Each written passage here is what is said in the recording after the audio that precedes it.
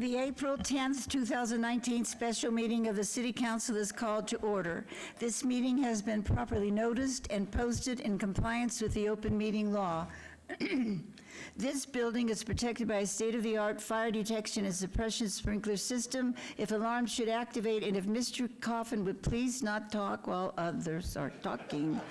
If alarms should activate during today's meeting, please evacuate using the exits at the back of chambers out to the mezzanine. Proceed out the double doors to the terrace and down the back staircase. For anyone that has difficulty with stairs, please check with a marshal or fire official for assistance. Once outside, assemble on the northeast corner across the street from City Hall at Lewis and First Street. Employees wearing safety vests our city marshals will inform you when it is safe to re-enter the building.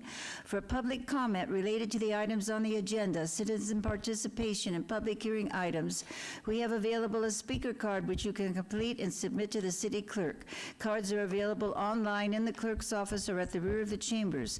If you do not submit a card, it does not prevent you from speaking under public comment, citizens participation, or specified public hearing items. If there is anyone present today that has a need for hearing impaired equipment, please see the city clerk staff. Please note, if you parked in the parking garage across the street, a self-validation machine is located in the foyer between council chambers and the security desk you walk through to enter these chambers. You must have your ticket with you to use the machine. If you do not have your ticket, see security personnel when exiting for a validation coupon. Before we proceed with the agenda, would everyone please rise for the pledge? I pledge allegiance to the flag of the United States of America and to the republic for which it stands, one nation under God, indivisible, with liberty and justice for all. Okay. We will now move to item number 4. Public comment during this portion of the agenda must be limited to matters on the agenda for action. The amount of time any single speaker is allowed may be limited. All comments made will be cross-referenced to those specific items. If anyone submitted a speaker card or who wishes to speak under this portion of the agenda, please come to the podium and state your name for the record. This is your opportunity to address the council, but the council is not able to respond or engage in dialogue. And is there anybody here who wishes to speak to the council? We don't need to set the time at 1 minute then. Thank you. We will move on to item number 5. Discussion for possible action regarding the certification of canvassed election returns for the April 2nd, 2019 municipal primary election. Mrs. Holmes. Good morning, Mayor and Council. My name is Luann Holmes, City Clerk for the City of Las Vegas.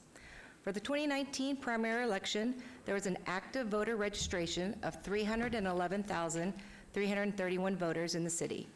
Of the 26,979 who cast ballots, 6,403, or 2.06%, were submitted by mail, 12,476, or 4.01%, voted during early vote period, and 8,100, or 2.6%, took advantage of one of our 33 vote centers across the 4 jurisdictions on Election Day.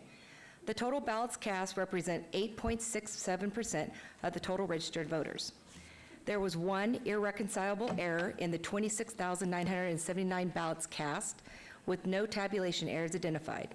As stated by the Registrar of Voters, the foregoing irreconcilable discrepancy did not alter the outcome of any race for this primary election. The statement of vote, which contains the return of the votes by precinct, is listed in your backup. With that said, I recommend that the City Council accept and ratify the canvass of the results for the 2019 primary election. Any questions? Any questions from the council? Yes, if I could. Yes. Thank you. It's a general question about how we did the election, and I think we took a fair amount of criticism for having so many places. We did the right thing by having so many early voting places and everything. You and Joe Gloria worked it out, and the other clerks, perfectly. But now I'm thinking for the general, when we do early vote, if it's not cast in stone, I think maybe we had almost too many, and we should keep a fewer number, but keep them permanently, like supermarkets and things like that, or more of that kind of thing where people can park and go in and vote. Because they can't keep track of what was going to be the place to go to. with so many changes. Well, that's my consideration here and my take on it. Okay, and I'm sure that you put that into your consideration for the, Well, how is General the vote. planning going for the general? Thank you, Councilman. Through you, Mayor Pro Tem. Actually, we've already started the schedule, and we took a look at the locations that we have. Unfortunately, we don't have any locations other than our long-term, like the Meadows Mall, who has agreed to allow us to be back inside, which is wonderful that they're allowing that. But we have upped and rearranged our early vote schedule a little bit, and so we're guaranteeing location in each of the 3 wards for the general for each of the full 2 weeks. Usually, for early vote, it's a little sporadic. We'd maybe have 2 or 3 days in one ward, 2 and 3 days in another ward. That has to do with the resources that support early vote. The Register of Voters has been really great with supplying us enough resources that we will have places for the entire 2 weeks in Ward 1, for the entire 2 weeks in Ward 2, including the weekends, and the entire 2 weeks in Ward 3. If I could follow, then would they be in one prominent location or 2 prominent locations in each ward so people don't have to go finding that, that voter guide and then figure out where it is that day? They're in, I would say there's probably 4 prominent locations. City Hall will be consistent, Meadows Mall is consistent.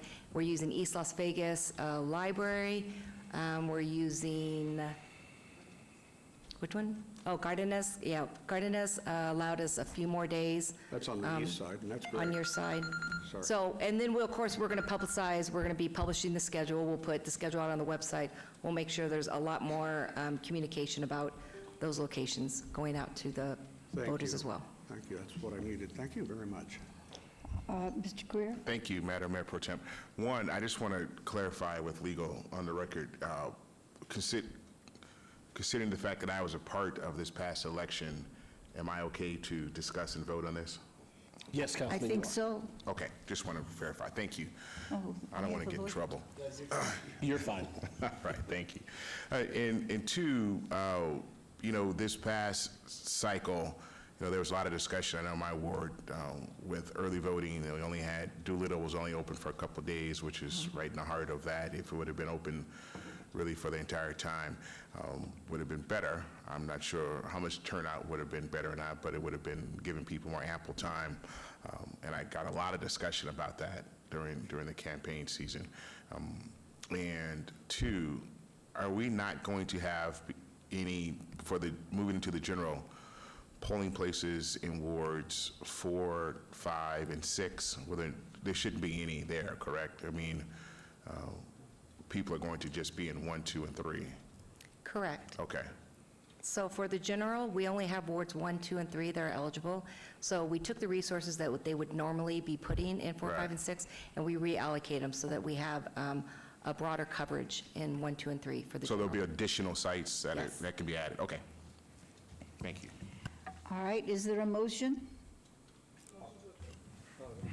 To approve, authenticate, Motion to approve. Are you making a motion? Oh, all right, we have the motion. Vote on the motion, please. Post. And the motion carries. All right, now we have page 6, citizens' participation. Public comment during this portion of the agenda must be limited to matters within the jurisdiction of the city council. No subject may be acted upon by the city council unless that subject is on the agenda and is scheduled for action. If you wish to be heard, come to the podium and give your name for the record. The amount of discussion on any single subject, as well as the amount of time any single speaker is allowed, may be limited. This is your opportunity to address the council, but the council is not able to respond or engage in dialogue. Are there any members of the public who wish to speak under this portion of the agenda? I see in this very crowded room that there is nobody, unless we have somebody from staff or from media that wishes to use this opportunity. I guess not, so thank you. This meeting is adjourned. And who